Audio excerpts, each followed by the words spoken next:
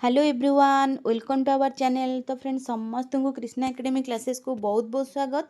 तो आज आम पढ़ा ओडिशा हिस्ट्री भौमकर राजवंश जोटा कि आम सिलेबस रही। आ सिलेबस आपड़ जब जानवा चाहते ओडिशा सिलेबस ओडिशार हिस्ट्री सिलेबस तो आपण मैंने जाकि प्ले लिस्ट देखिपारे सिलेबस टॉपिक रे रही। तो कोड़ा कोड़ा आम पढ़ा सिलेबस अच्छी टॉपिक अनुसार करनी।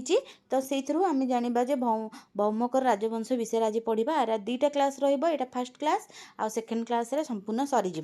तो चलतु स्टार्ट करवा। तो कौन कही ना मगधर गुप्त राजा जीवित गुप्त को कन्नौज राजा जश ब्रह्मण निहित कलापर पूर्व भारतर अवस्था बदली गला। यही परिस्थिति रे समाहार रे घटना थिला शैलभव राजवंश पतन और भौमक राजवंश अभिदय। तो यहाँ रहा केमी माने अभ्युदय है। तापर भौमकर वंशर उत्पत्ति केमी ता विषय जाना। देखो कृष्णचंद्र पाणिग्राही भौमकर मानक आसाम राजा बा भगदत्त सहित जोड़ा चाहती कारण एमाने अनार्य थिले और सेमाने जनजातिर होइथिबारु महिला मानक पूर्ण स्वाधीनता देइथिले। कहीं ना आगु आम पढ़ा कहीं से महिला मान करथिले ना तांको मध्यरु गोटे राणी जे कि शासन करथिले से दिनठू तांकर महिला मानक से सम्मान करिथांती। तापर नेपाल पशुपति मंदिर अभिलेखारु उद्धार करी से कहती जे रानी राजा राज्य मतीक परि उत्कल रे भौम माने भगदत्तर निज पितृपुरुष बोली ग्रहण करिथांती। तांको मतरे राज्यमतीक पिता जोटा हर्ष ब्राह्मण और ओडिशार भौम माने आसाम राजा भगदत्तर वंशधर।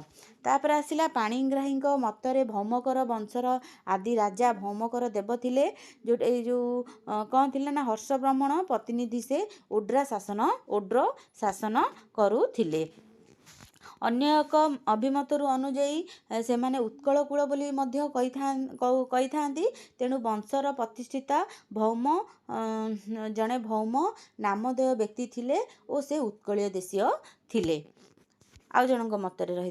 तापर विष्णु पुराण कौन लिखाई ना विष्णु पुराण रे जड़े भौम गृह जोटा कि नामली राजा कलिंग महेंद्र आउ महर्षि शासन कथा उल्लेख करा जाइछि विष्णु पुराण रे। तापर रहा भौम मानक राजधानी कौटी थिला ना गृहेश्वर पाटक नामक एक दि जाइथिला जोटा गृह जोटा कि तांको स्मृति चारण पाई कि एपरी नाम दि जाइथिला। तापर तोसाली राजधानी गृहेश्वर पाटक को जाजपुर निकटस्थ गोहिरी टिकिरी सहित परिचय करा जाउथिला। गोहिरी टिकिटा कौटी थिला आमर जाजपुर रे थिला। गृहेश्वर पाटक मध्य कुहा जाउथिला से स्थान को। तापर आसिला शिवकर देव फास्ट जी थिले भौमकरंकर प्रतिष्ठिता से तांको विषय आम स्टार्ट करवा। से केते ख्रीष्टाब्द रे थिले ना आमर 736 783 मध्य रही जोटा कि शिवकर देव। भौमकर वंशर आद्य राजा मानक मध्य उल्लेखनीय थिले शिवकर तांकर पिता क्षेमकर देव थिले।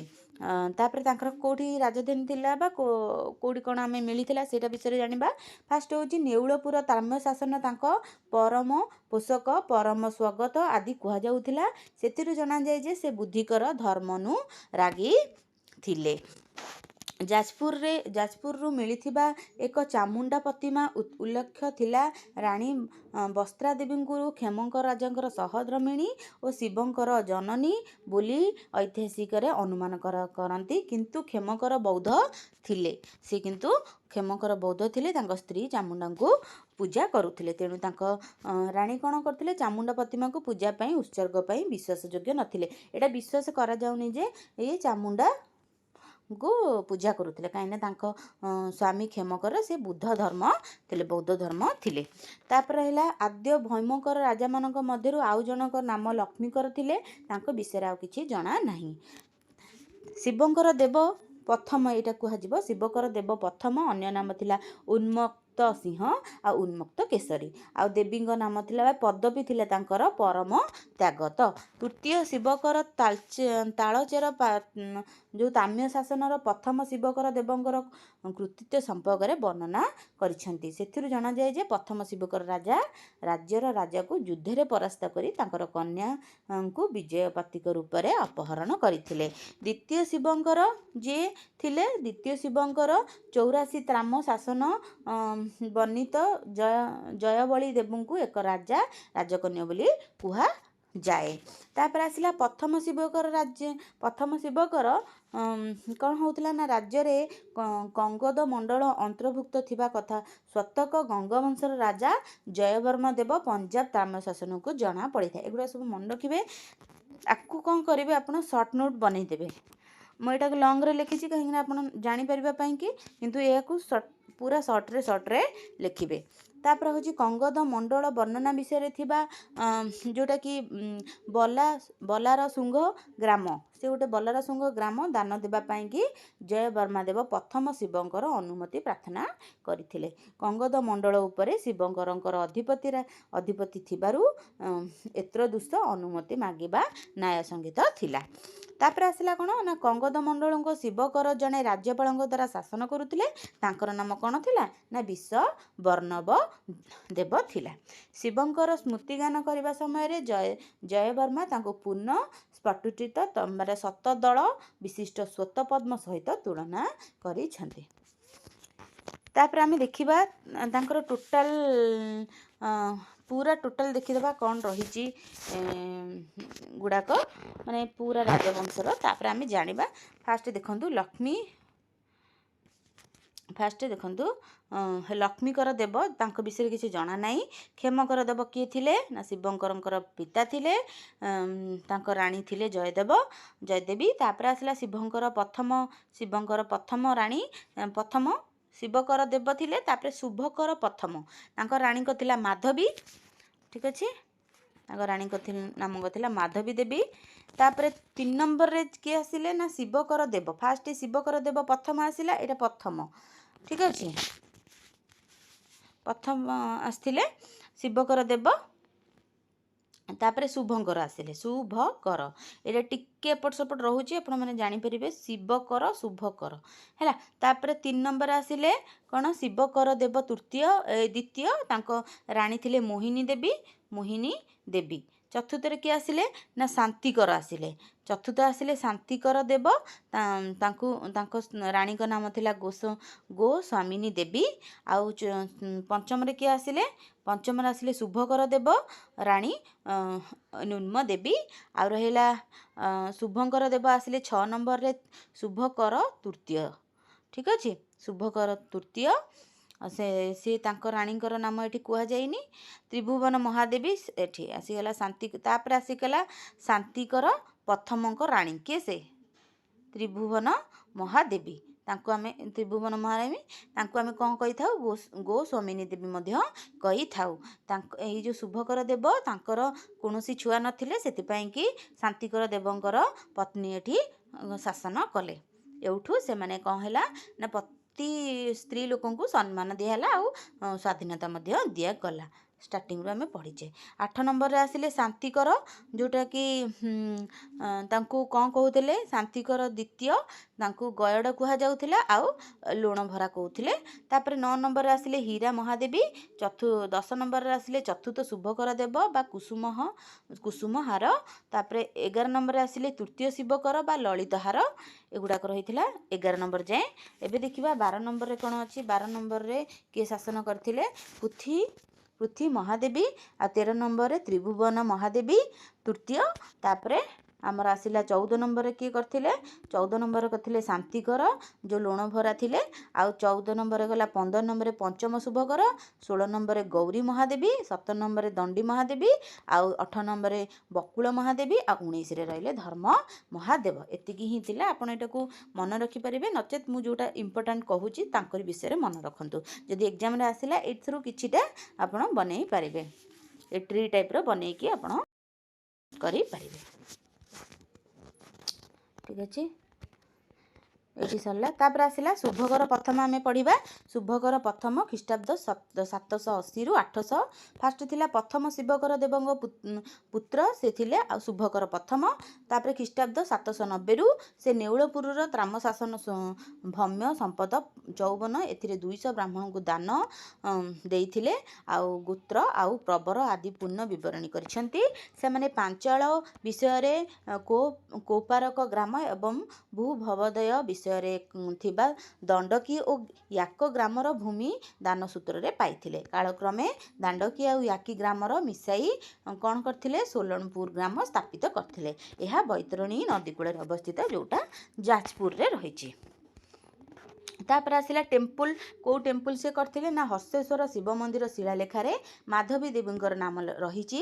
ସେଟାକୁ ମାଧବୀଶ୍ୱର ଶିବ ମନ୍ଦିର ନିର୍ମାଣ କରିଥିଲେ। ମାଧବୀଶ୍ୱର ଶିବ ମନ୍ଦିର ନିର୍ମାଣ କରିଥିଲେ। ଶୁଭଙ୍କର ଦେବଙ୍କର ସମ୍ପର୍କରେ ଚୀନ ଉପାଦାନରୁ ମିଳେ। ଖ୍ରୀଷ୍ଟାବ୍ଦ 795ରେ ଚୀନ ସମ୍ରାଟ କ'ଣ ନା ଟି ସଙ୍ଗ ବୌଦ୍ଧ ଗ୍ରନ୍ଥ ଅବତ୍ସକର ଏକତ୍ରିତ ନକଲ ଓ ଏକ ସ୍ୱାକ୍ଷରିକ ପତ୍ର ଓଡ୍ର ରାଜା ଶୁଭଙ୍କର ବିଷୟରେ ପାଖରେ ମାନେ ପହଞ୍ଚେଇଥିଲେ। ସାନ ଭାଷାରେ ତାଙ୍କର ନାମ କ'ଣ ଦେଇଛନ୍ତି ନା ଦ ଫର୍ଚୁନେଟ୍ ମନସ୍ଚି who does what the pure the lion. ଏଇଟା ଥିଲା, ମନେ ରଖିବେ। ତାପରେ ଆସିଲା ନେଉଳପୁର ତ୍ରାମ ଶାସନ ଶୁଭକରଙ୍କୁ ମହାରାଜା ପଦବୀ ଭୂଷିତ କରାଯାଇଛି। ପରବର୍ତ୍ତୀ କାଳରେ ତାଙ୍କ ପୁତ୍ର ଓ ପୌତ୍ରଙ୍କର ତ୍ରାମ ଶାସନ ସେ ମହାରାଜାଧିରାଜ ଓ ପରମେଶ୍ୱର ଦେବଙ୍କୁ ପ୍ରାପ୍ତ ହୋଇଥିବାର ଦେଖାଯାଏ। ତାପରେ ଆସିଲା ଦ୍ୱିତୀୟ ଶୁଭକର। ଦ୍ୱିତୀୟ ଶୁଭକର କ'ଣ ନା 800ରୁ 820 ଶାସନ କରିଥିଲେ। ତାଙ୍କର ପିତା ଥିଲେ ପ୍ରଥମ ଶୁଭକର। 84 ତାମଲେଖା ଅନୁସାରେ ଭୌମ ସମ୍ପଦ 83 ଓ ଖ୍ରୀଷ୍ଟପୂର୍ବ 803 ତାଙ୍କର ସେ କରିଥିଲେ। ତାପରେ ଦେଖିବା କ'ଣ ରହିଛି। ତାପରେ ଆସିଲା କ'ଣ ଦକ୍ଷିଣ ତୋଷାଳୀର ଅନ୍ତରୁଦ୍ଧ ବିଷୟରେ ଅବସ୍ଥିତ ଥିବା ବୃବୁଦ ଗ୍ରାମ, ଯେଉଁଟାକି ଜାଲୁଗଟ ନାମକ ବ୍ରାହ୍ମଣଙ୍କ ଦାନ ସୂତ୍ର ଦିଆଯାଇଥିଲା। ଯେଉଁଟାକି ପାଳ ରାଜା ବଂଶ ସହାୟକ ଶିବକର ଦ୍ୱିତୀୟ ରାଷ୍ଟ୍ରକୂତ କର୍ତ୍ତବ୍ୟରୁ ନିଜକୁ ମୁକ୍ତ କରିଥିଲେ। ଆଉ ନିଜକୁ ପଦବୀ ଭୂଷଣ କ'ଣ କରିଥିଲେ ନା ପରମ ଭଟ୍ଟେକର ମହାରାଜ ଆଉ ପରମେଶ୍ୱର ଦେବ। ତାଙ୍କ ରାଣୀଙ୍କ ନାମ ଥିଲା ମୋହିନୀ ଦେବୀ। ସେ ଟେମ୍ପୁଲ କେଉଁ ଟେମ୍ପୁଲ ବନେଇଥିଲେ? ଭୁବନେଶ୍ୱରର ମୋହିନୀ ମନ୍ଦିର। ସରିଲା। ତାପରେ ଆସିଲେ ଶାନ୍ତିକର ଦେବ, ଯେଉଁଟାକି ପ୍ରଥମ ଖ୍ରୀଷ୍ଟାବ୍ଦ 820ରୁ 835 ମଧ୍ୟରେ ସେ ଶାସନ କରିଥିଲେ, ମାତ୍ର 15 ବର୍ଷ। ଶିବକର ଦେବ ଦ୍ୱିତୀୟଙ୍କର ଉତ୍ତରାଧିକାରୀ ଥିଲେ ତାଙ୍କର ଭାତ୍ରା ଶାନ୍ତିକର ଦେବ। ତାଙ୍କ ମାନେ ଭାଇ ଥିଲେ। ତାଙ୍କ ପୁତ୍ର ଦ୍ୱାରା ପ୍ରଦତ୍ତ ହିନ୍ଦୋଳ ତ୍ରାମ ଶାସନରୁ ତାଙ୍କୁ ଏକ ମହାପରାକ୍ରମୀ ବିଜ୍ଞ ଓ ସୁଚତୁର ଦୟାଳୁଶୀଳ ଆଉ ଦାନଶୀଳ ରାଜା ଭାବରେ ବର୍ଣ୍ଣନା କରାଯାଇଛି।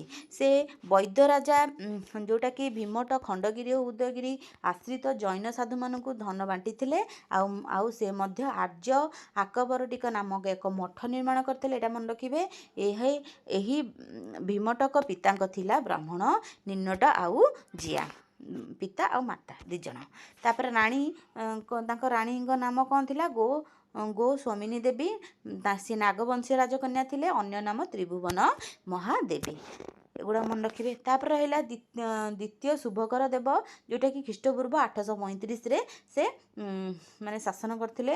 ପ୍ରଥମ ଶାନ୍ତିକର ଦେବଙ୍କ ମୃତ୍ୟୁ ପରେ ତାଙ୍କର ଜ୍ୟେଷ୍ଠ ଭାତ୍ରାଙ୍କୁ ସୁପୁତ୍ର ଶୁଭଙ୍କର ଦେବ ରାଜତ୍ୱ ଆରମ୍ଭ କରିଥିଲେ। ଖ୍ରୀଷ୍ଟପୂର୍ବ 836ରେ ଦକ୍ଷିଣ ତୋଷାଳୀରେ ଅବସ୍ଥିତ ଏକ ଭୂମି ଦାନ କରି ଉଦ୍ଦେଶ୍ୟରେ ତେରୁଣ୍ଡିଆ ତ୍ରାମ ଶାସନ ପ୍ରଦାନ କରିଥିଲେ। ଏହି ଭୂମି ଲବଗଣ୍ଡ ଗ୍ରାମ ଅନ୍ତର୍ଭୁକ୍ତ ଥିଲା। ଏହି ଦାନ ଗୃହୀତ ଥିଲେ ଭରଦ୍ୱାଜ ଗୋତ୍ରୀୟ 6 ଜଣ ବ୍ରାହ୍ମଣ ଥିଲେ। ତାପରେ ଗୋଟିଏ ମଠ ପରିଚାଳନା ଉଦ୍ଦେଶ୍ୟରେ ସେମାନଙ୍କୁ ଏହି ଦାନ କରାଯାଇଥିଲା। ତେରୁଣ୍ଡିଆ ତ୍ରାମ ଶାସନର ଶୁଭଙ୍କର ଦେବ ଦ୍ୱିତୀୟଙ୍କୁ ବୌଦ୍ଧ ଧର୍ମ ଅବଲମ୍ବୀ ବୋଲି ସୂଚନା କରାଯାଉଥିଲା ଏବଂ ସେହି ଦାନ ରାଣୀ ଯେଉଁଟାକି ନୃନା ଦେବଙ୍କୁ ଅନୁରୋଧ କ୍ରମେ ପ୍ରଦାନ କରାଯାଇଥିଲା।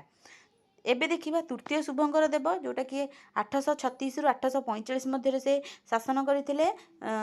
ଦ୍ୱିତୀୟ ଶୁଭଙ୍କର ଦେବ ଶାସନ ଅଳ୍ପକ୍ଷଣକ ସ୍ଥାୟୀ ଥିଲା। ତାଙ୍କର ଆକସ୍ମିକ ବିୟୋଗ ଫଳରେ ଭ୍ରାତୃ ତୃତୀୟ ଶୁଭଙ୍କର ସିଂହାସନ ଲାଭ କରିଥିଲେ।